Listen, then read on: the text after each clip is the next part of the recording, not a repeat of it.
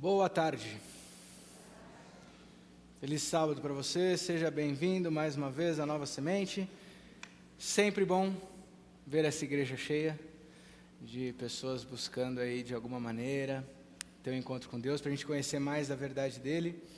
Hoje a gente vai para o último episódio, nosso tema de estudo hoje vai ser o último episódio dessa série que na verdade é a primeira série do ano, basicamente, assim, a grosso modo dizendo. Primeira série de 2018.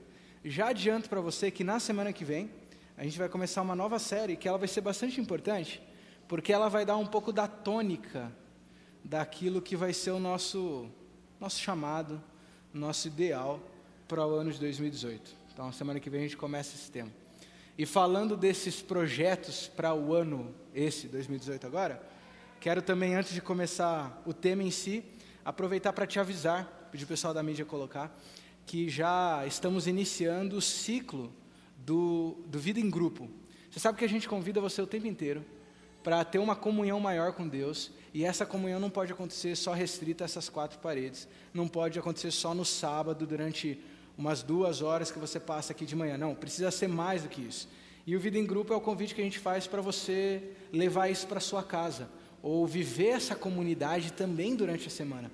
Então você tem ali na arte, que já desistiu de mim, você tem ali na arte as casas que já estão separadas para poder receber a igreja, a gente vai separando em grupos pequenos, e ali tem um e-mail, tá? Eu sei que está pequenininho, não dá para ler direito, aqui é só para te chamar a atenção. Então tem um e-mail ali, vidaemgrupo@novasemente.org, onde você pode ter mais informações, vidaemgrupo@novasemente.org, ou lá fora também no hall, acho que vai ter alguém para poder tirar uma eventual dúvida, tá bom? Fica o convite. Convite feito.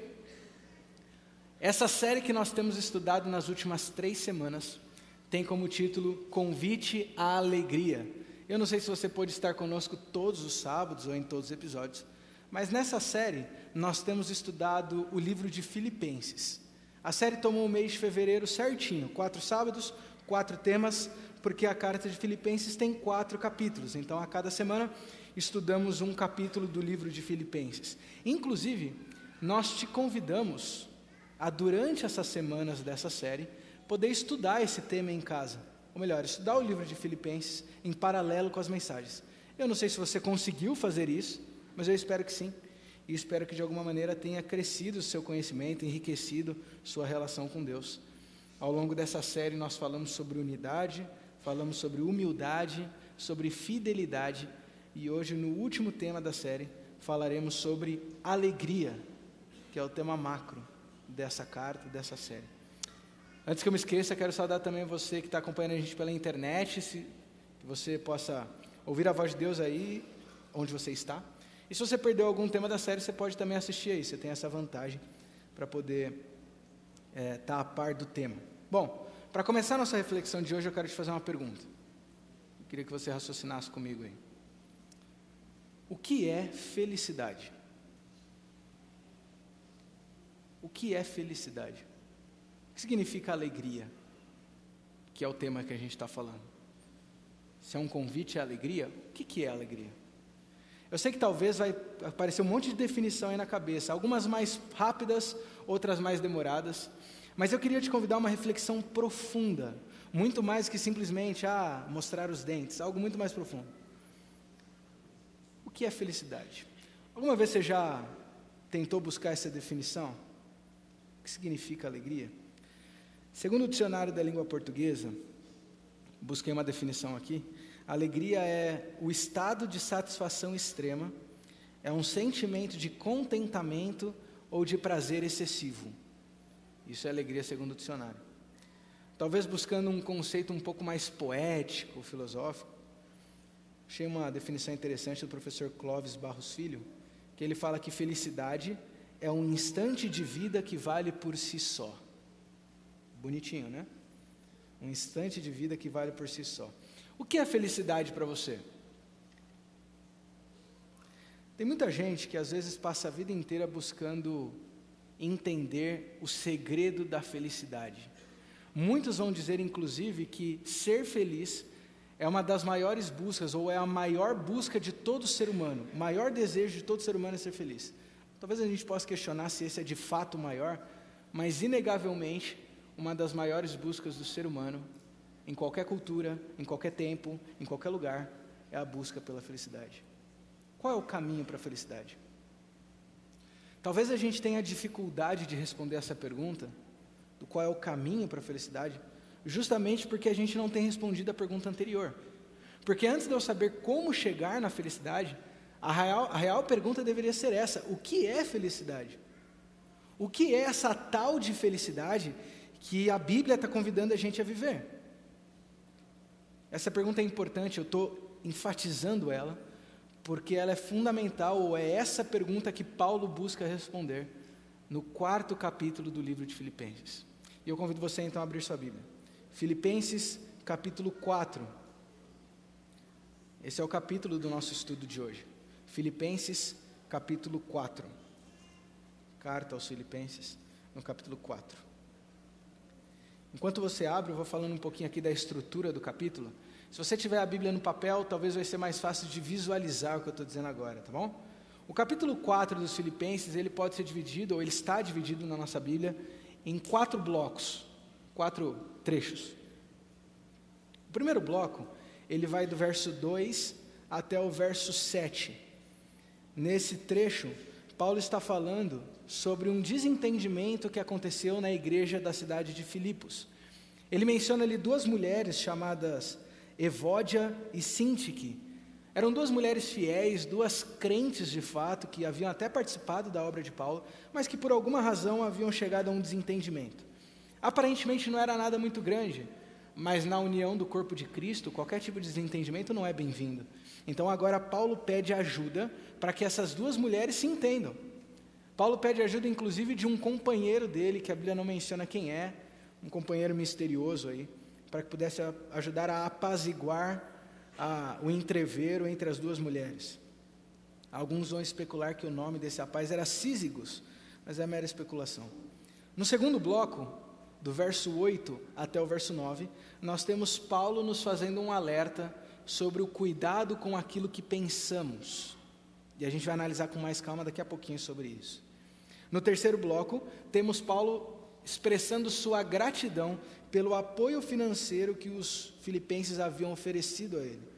Paulo também menciona Epafrodito, que assume um papel de mensageiro, onde ele trazia as ofertas dos filipenses e levava a própria carta aos filipenses, provavelmente foi ele que levou até a igreja.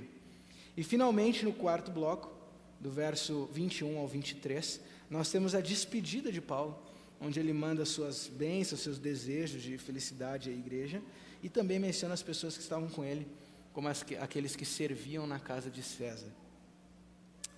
Mas não é essa a estrutura que eu queria analisar com você hoje, por isso que eu passei rapidinho. Eu queria me demorar com você hoje justamente no ponto da alegria, porque ao longo desses 4 blocos, nós vemos que Paulo vai espalhando alguns conselhos que nos ajudam a definir o que é a alegria que ele nos convida nessa carta, mas também a como encontrar essa tal de felicidade. E por isso, eu quero ler então com você hoje esses conselhos, iniciando no verso 4 do capítulo 4. Esse foi o primeiro verso que lemos para iniciar essa série há 3 semanas atrás. E hoje eu queria iniciar também a última mensagem com esse mesmo verso. Filipenses 4, verso 4. E antes de lermos, como de costume, quero convidar você a mais uma oração, pedindo a direção divina. Você ora comigo?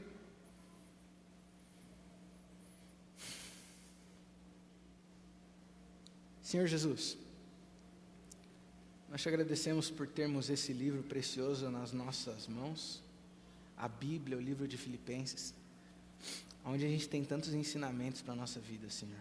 É um livro tão curtinho, e a gente já está há 4 semanas estudando sobre ele, quanto mais tempo a gente poderia estudar, porque a Tua Palavra é riquíssima, a Tua Palavra tem muita informação que transforma a nossa vida ainda hoje.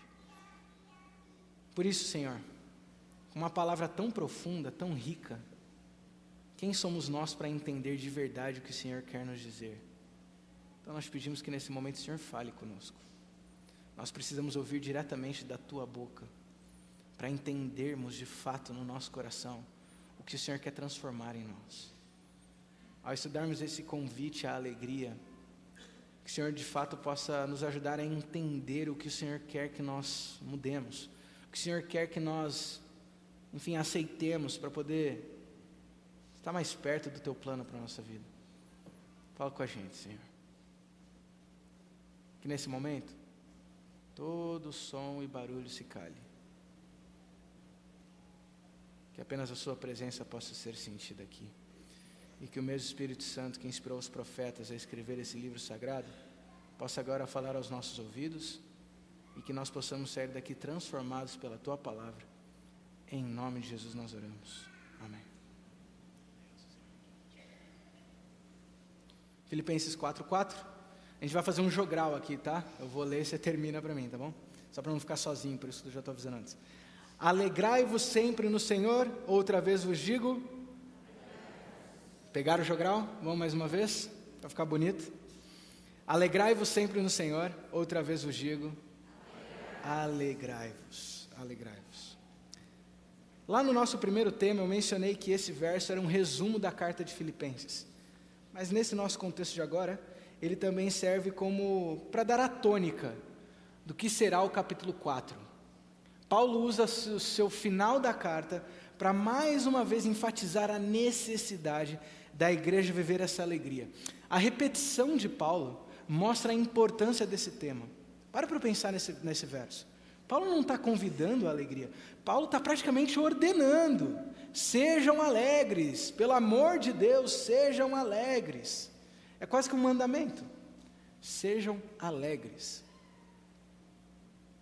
Só que então nós voltamos à pergunta. O que é essa alegria? O que é essa alegria? Talvez a primeira pista para que nós possamos entender de que tipo de alegria Paulo está falando, esteja no próprio verso. Se a gente lê devagar, você percebe isso. Alegrai-vos sempre no Senhor. Alegrai-vos no Senhor. Que tipo de alegria Paulo está falando? Paulo está falando que a felicidade cristã não é qualquer felicidade. É uma felicidade que vem do Senhor. É uma felicidade que vem de Deus. Só para a gente ampliar um pouco mais a ideia, deixa marcado esse texto de Filipenses que a gente já vai voltar aí, tá bom? Quero só ler com você um texto de Gálatas, está aí pertinho, poucos livros antes. Gálatas capítulo 5, no verso 19. Gálatas 5, no verso 19. Aqui é o próprio Paulo falando de novo, e ele traz outra ideia sobre esse mesmo conceito de uma alegria que vem do Senhor. Gálatas 5:19 é um trecho conhecido da Bíblia, eu vou ler aqui. A Bíblia diz assim, Gálatas 5:22. Gálatas 5:22 diz assim: mas o fruto do Espírito é amor, alegria, paz, longanimidade, benignidade, bondade, fidelidade, mansidão, domínio próprio, e contra essas coisas não há lei. Veja, aqui nós temos a lista dos frutos do Espírito. Isso é um trecho conhecido da Bíblia. E entre os frutos do Espírito, entre outras coisas, Paulo menciona que a alegria é um deles. Veja, a alegria vem do Senhor. A alegria é um dom do Espírito de Deus. Isso significa que a alegria não é natural do ser humano. No mesmo capítulo 5, se você ler agora sim do verso 19 ao 21, você vai ter a lista das obras da carne. O que é isso? É aquilo que é natural do ser humano, em contraste com o que vem de Deus, o fruto de Deus. E você vai ver que nas obras da carne não existe a alegria. Porque essa alegria que Paulo está falando não é natural do ser humano. Por que não dizer que essa alegria na verdade é um milagre? A alegria que Paulo está falando é um milagre. Então a gente entende que a gente está falando de uma alegria sobrenatural, uma alegria fora do comum. E mais, se a alegria é um fruto do Espírito, isso significa que ela é uma consequência da presença de Deus em mim, entende? Ou seja, se eu não tenho essa alegria que Paulo fala, o que eu devo buscar não é a alegria em si. O que eu devo buscar? Deus, porque na hora que Deus estiver, essa alegria vai aparecer. Por outro lado, eu tenho que dizer também que essa alegria, ela não existe sem Deus, porque ela vem do Senhor. Aí eu já faço o primeiro parênteses aqui, porque eu estava conversando com a Amanda lá em casa, sobre a mensagem, sobre o tema, esse tema aqui, e ela falou para mim assim: amor, eu não concordo com o que você falou ali no sermão. Eu falei: ué, mas como assim? Está o verso bíblico lá, está na Bíblia. Ela falou: não, mas isso aí está errado. Falei, beleza, né? Vou jogar o sermão fora, né? Minha esposa concorda, quer dizer, pregar para quem, né? Tô sem mensagem. Enfim, aí depois dessa crise, eu falei para ela, até perdi a linha de raciocínio aqui. O que eu falei? Nossa, me perdi. Assim, eu falei que ela falou que a mensagem não estava certa. Assim, lembrei. Aí ela falou assim, eu perguntei, por que você não acredita? Acontece, gente, ao vivo. Aí ela perguntou assim, por que você não acredita? Eu perguntei para ela. Ela falou, porque eu conheço várias pessoas que não creem em Deus, que não seguem a Deus e são felizes. Está tudo de bem com a vida, está tudo certo. Isso não é verdade. Você conhece gente assim também? Acontece que essa alegria que Paulo está falando aqui, não é esse tipo de alegria que a gente define. Paulo não está falando de sorrisos, Paulo não está falando de pulos, Paulo não está falando de saltos de alegria, de fogos de artifício, Paulo não está falando disso. Paulo não está falando de uma vida onde tudo dá certo, Paulo está falando de um outro tipo de alegria. É só você parar para lembrar do contexto de Paulo. Lembra que a gente analisou no primeiro tema? Quando Paulo escreve a carta aos Filipenses, aonde ele está? Lembra? Na prisão, ele está preso em Roma. Agora imagina a cena, vamos à arte de especular aqui. Imagina Paulo na prisão em Roma, perseguição injusta, só por causa da fé dele, pregando de Deus e sendo perseguido por causa disso. E agora você imagina Paulo sentado lá na prisão e dando risadas. Que condições favoráveis. Lógico que não. Não é esse tipo de alegria que Paulo está falando. É um outro tipo.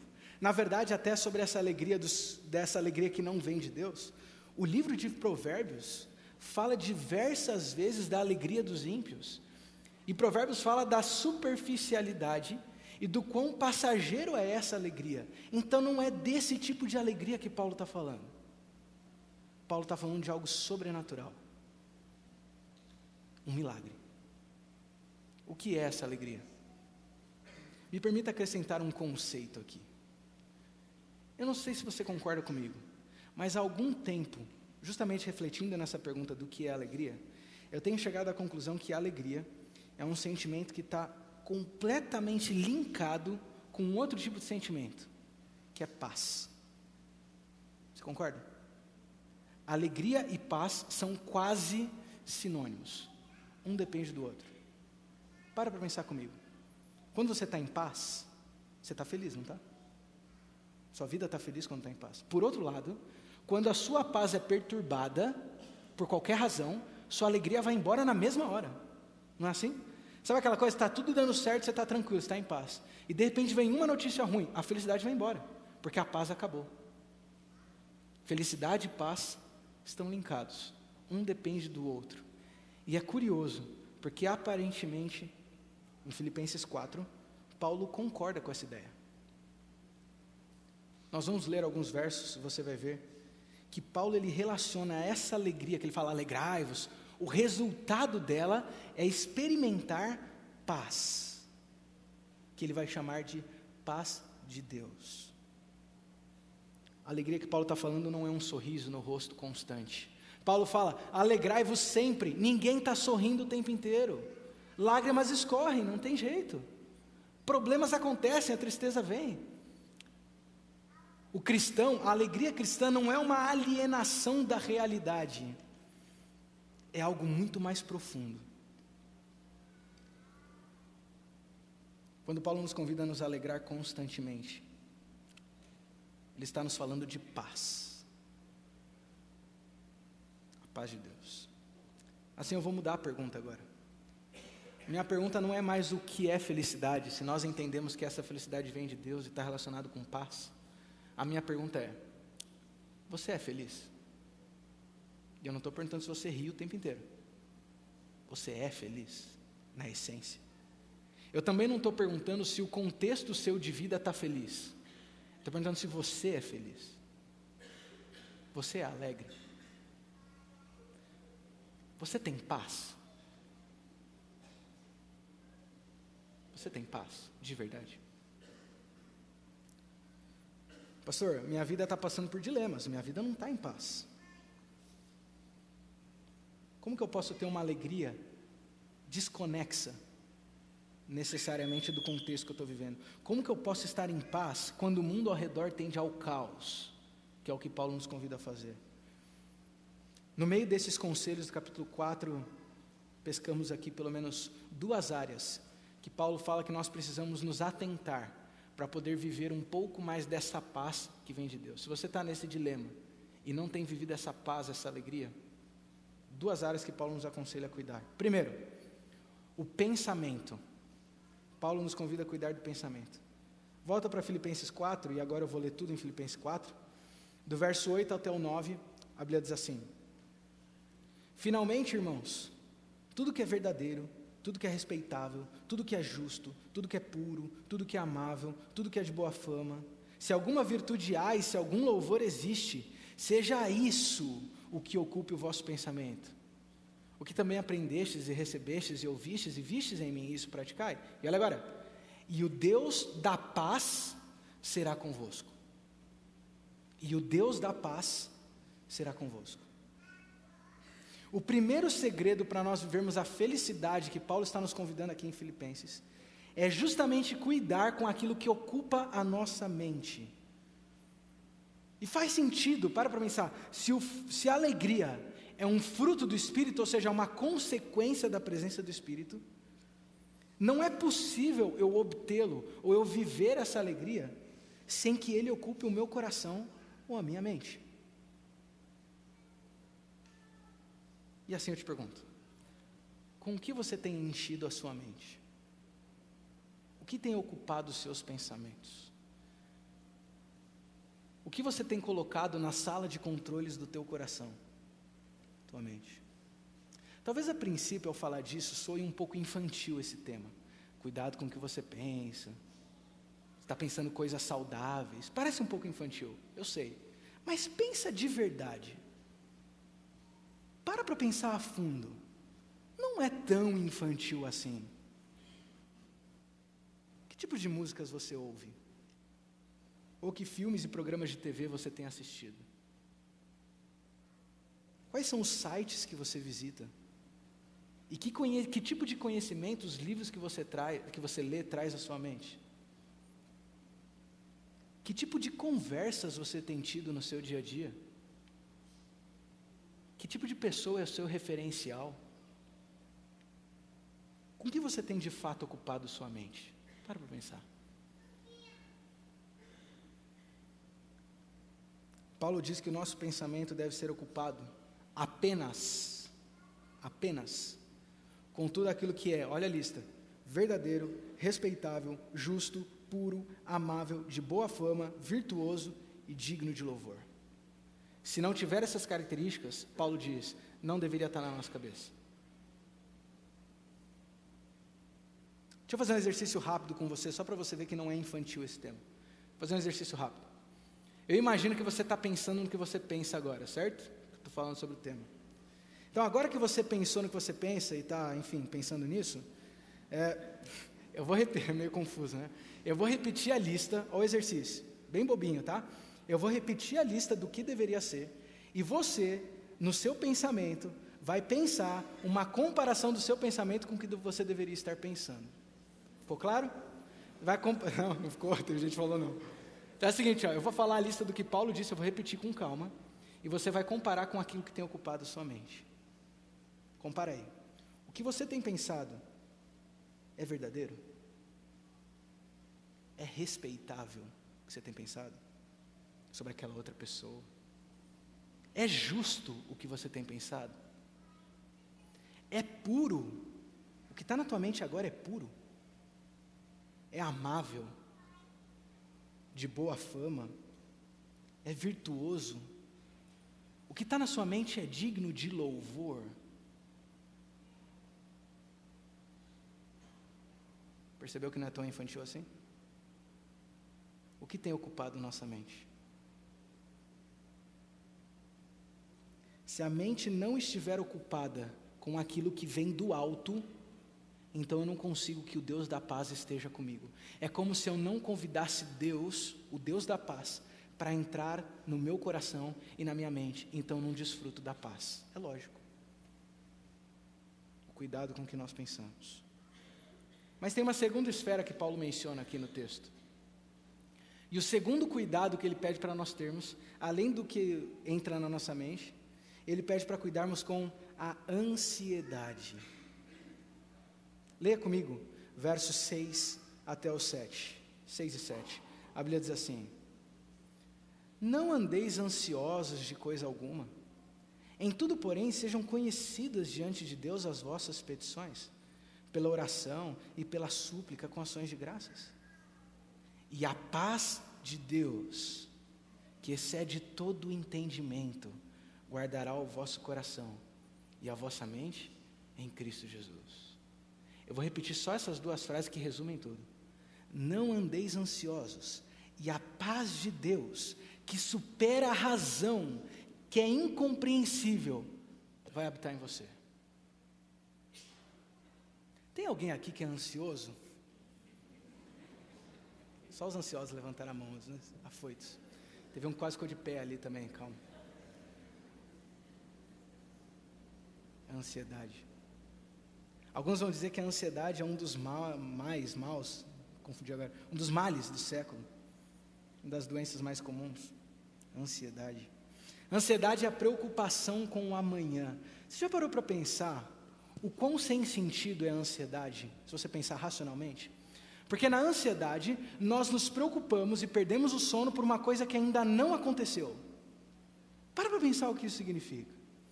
Se você tiver uma crise de ansiedade, você pode parar no hospital por algo que não existe.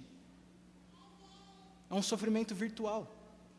É um sofrimento irreal. Para pensar. Não aconteceu a coisa. E quantas vezes a gente fica ansioso por uma coisa que nem acontece no fim das contas? Também não é assim? Quantas vezes?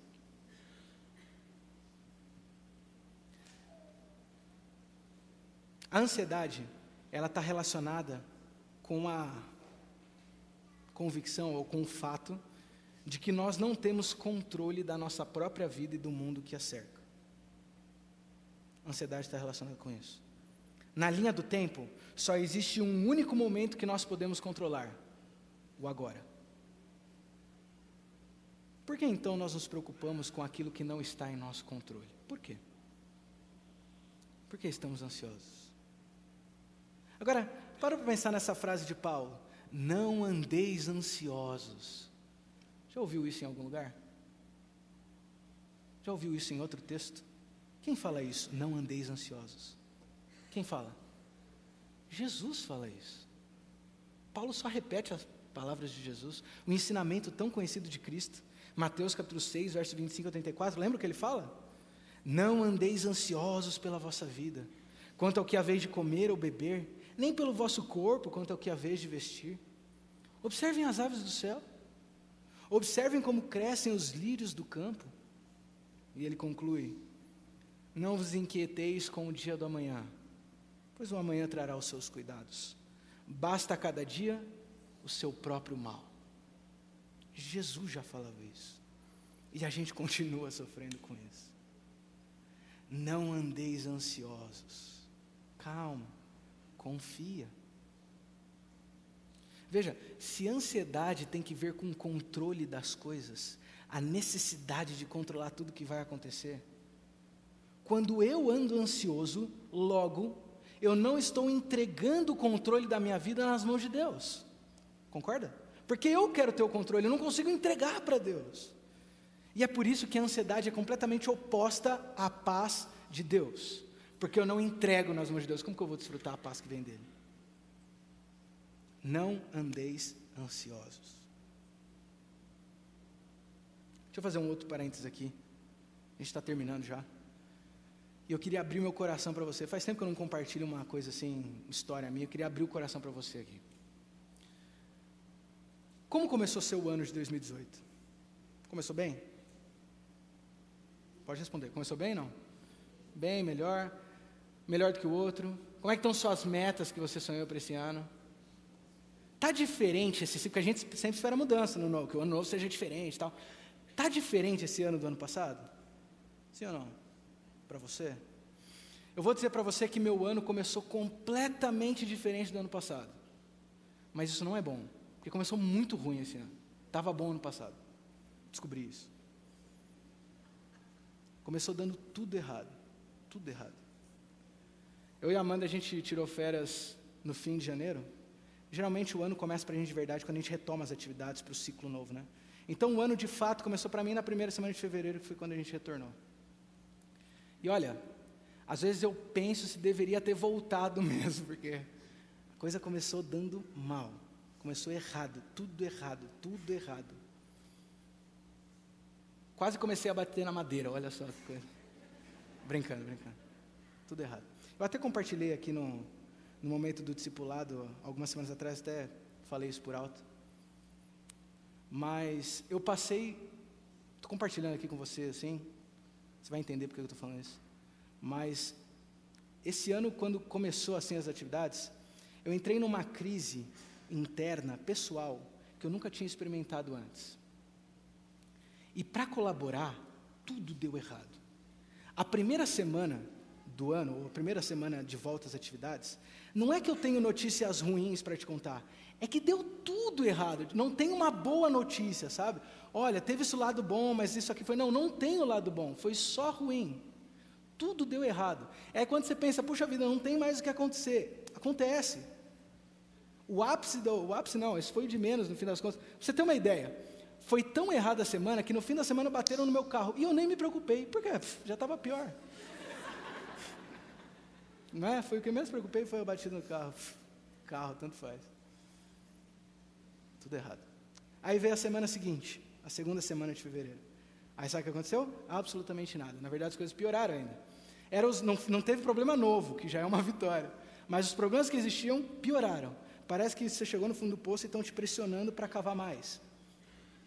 Aí veio a terceira semana, continuou tudo errado.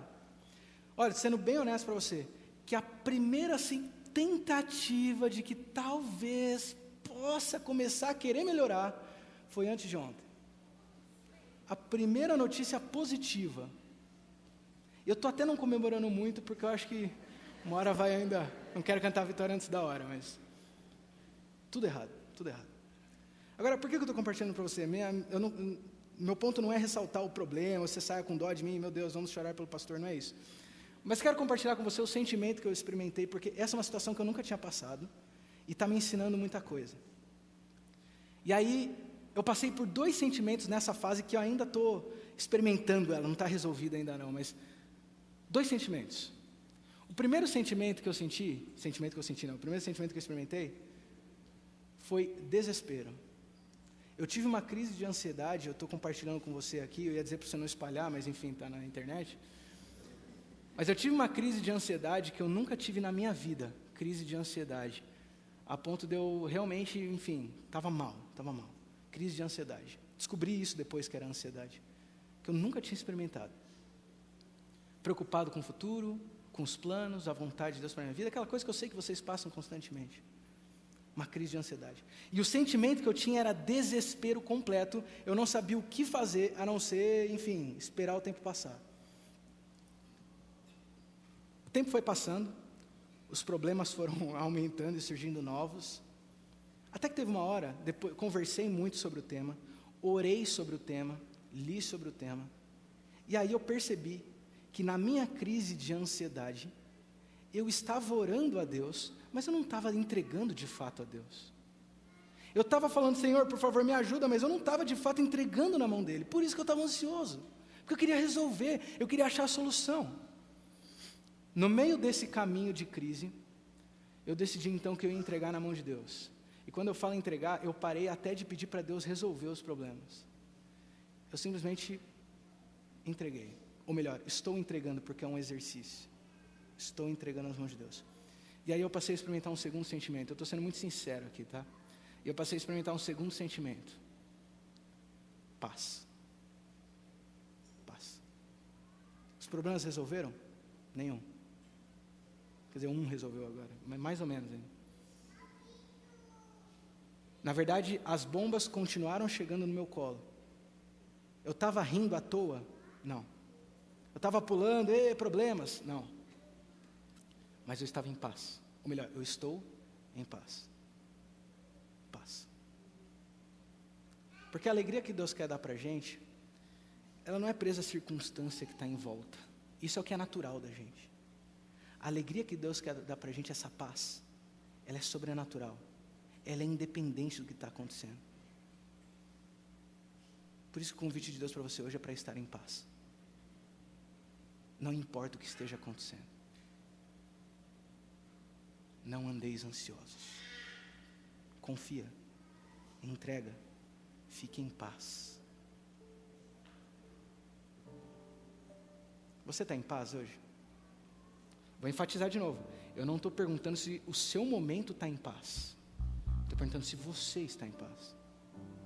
Não estou perguntando se o seu contexto está feliz. Estou perguntando se você está feliz.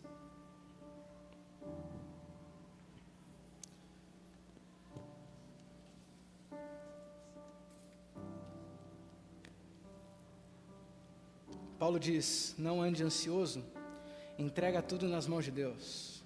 Dê as suas súplicas para Deus. Ore com ações de graças. Você está ansioso? Ora, simples assim. Ora. Pastor, o problema vai resolver se eu orar? Não, mas você vai ficar em paz, isso eu garanto. Deus nunca te prometeu uma vida sem problemas. Deus nunca te prometeu uma vida sem aflições, pelo contrário, Ele te prometeu ajudar a enfrentar a provação. E meu tempo estourou, mas aqui a gente chega nesse último verso que eu quero mencionar para você, peço a paciência. Porque no verso 11 ao 13, Paulo faz uma análise interessante e cita um verso extremamente conhecido da Bíblia. Você nem precisa ler aqui. Está escrito assim, tudo posso naquele que me fortalece. E geralmente a gente usa esse verso com um sentido de empoderamento.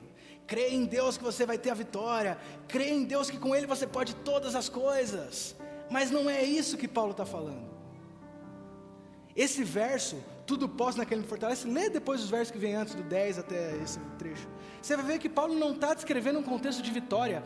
Paulo está descrevendo um contexto de derrota. E o tudo posso naquele que me fortalece, não é para estar tudo bem, é para suportar o tudo mal. Tudo posso suportar naquele que me fortalece, ainda que eu não vença. É exatamente o oposto. Paulo está falando, eu passei fome, eu estou na miséria, eu não sei o que vai acontecer comigo, eu estou preso, mas tudo posso naquele que me fortalece. Quer dizer que eu vou sair da prisão? Não faço ideia, mas eu posso suportar, eu posso estar em paz naquele que me fortalece.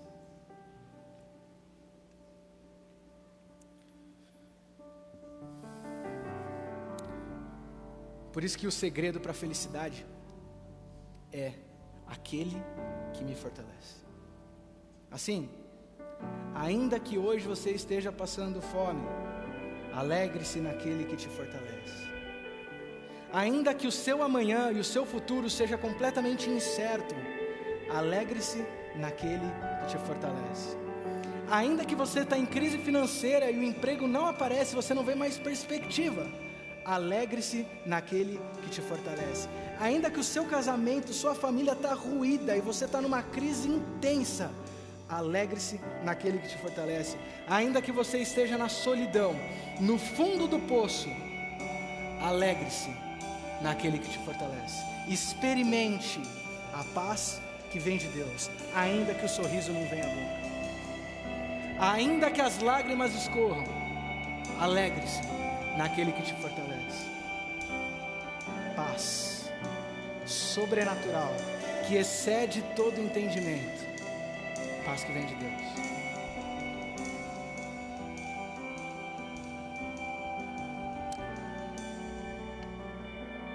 Hoje o convite é para que você esteja alegre, que você viva a felicidade.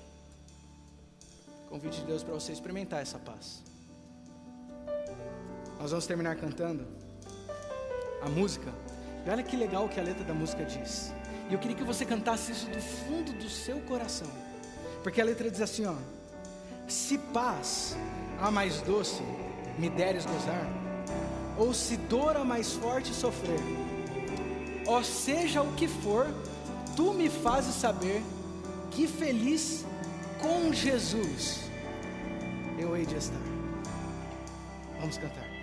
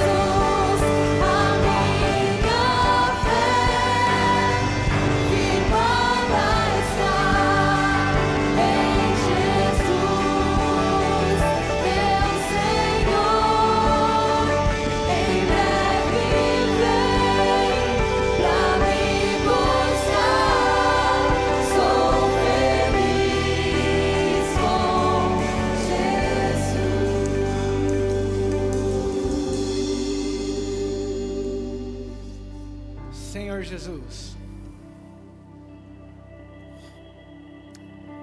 obrigado porque em Ti nós podemos experimentar algo que excede todo entendimento. Podemos experimentar algo sobrenatural, um fruto da Tua presença na Tua vida, na nossa vida, perdão, que é a alegria, Senhor, a felicidade, a paz. Obrigado porque, Senhor, a gente vive num mundo tão estragado, com tanta coisa que dá errado, tanta coisa que foge do que o Senhor tinha planejado. Meu Deus, obrigado porque nós podemos em Ti experimentar uma paz que não nos liberta da prisão, mas nos dá força para suportar a prisão. Obrigado que o Senhor nos dá uma paz que pode persistir mesmo em meio à guerra, Senhor. Obrigado que o Senhor nos dá uma alegria que não depende de sorrisos e risadas. Obrigado porque a felicidade que o Senhor nos dá, ela prevalece mesmo quando as lágrimas escorrem. Obrigado porque mesmo sem conhecermos o amanhã e sem termos controle nem mesmo da nossa vida, nós podemos confiar no Deus que tem controle de toda a história. Nos ajuda a entregar tudo em Tuas mãos, seja na paz mais doce, seja na dor que nós sofremos, seja o que for, apenas nos deixe saber que feliz com o Senhor nós sempre seremos. Em nome de Jesus nós oramos. Amém. Deus te abençoe, que você tenha uma semana de paz, mesmo em meio à guerra. Deus te conduza.